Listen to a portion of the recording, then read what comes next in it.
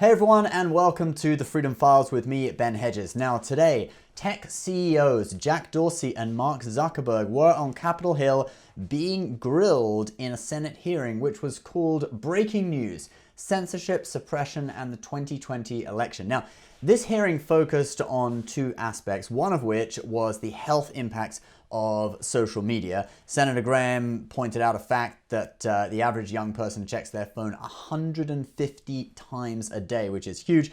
But the other aspect, which is what I'm going to focus on in this video, is that of Section 230, which that is a law that allows social media companies not to get sued for content on their platform. I'll let Senator Graham explain.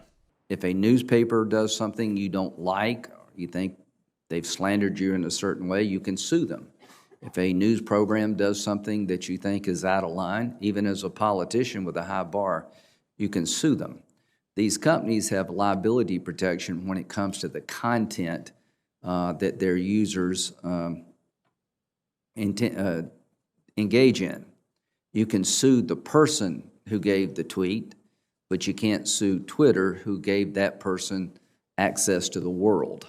Now, these companies only get these protections because they are classed as platforms rather than publishers, which means that they are not allowed to edit posts on their platforms. But Senator Graham has argued that the censorship that social media have carried out in recent months and years does count as editing. There are rules about what a television station can do. There are rules about what a newspaper can do. And what I want to try to find out is, if you're not a newspaper at Twitter or Facebook, then why do you have editorial control over the New York Post? They decided, and maybe for a good reason, I don't know, that the New York Post articles about Hunter Biden needed to be flagged, excluded from distribution, or made hard to find. That to me seems like you're the ultimate editor.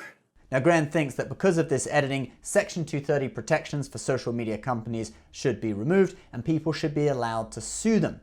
Now, when Graham asked Jack Dorsey and Mark Zuckerberg of Facebook whether they thought that Section 230 should be reformed, both of them replied yes. So that could be a sign that some legislation may be coming through the Senate in the future.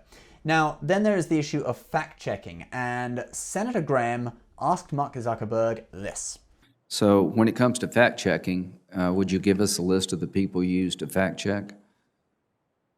Senator, yes. We work with a number of independent organizations that are accredited by the Poynter Institute, and they include Reuters, the Associated Press, Agence France Presse United States, USA Today, factcheck.org, Science Feedback, PolitiFact, Check Your Fact, Lead Stories, and The Dispatch in the United States. So Zuckerberg lists off a load of so-called independent fact checkers that they use to generate these fact check labels on their site. All right. Now, I just want to show you, let's just look at one of these fact checkers, and I want to show you exactly how independent they are. So, factcheck.org. Now, this site, apart from payments received from Facebook and Google this year for their work, their largest source of funding is the Annenberg Foundation.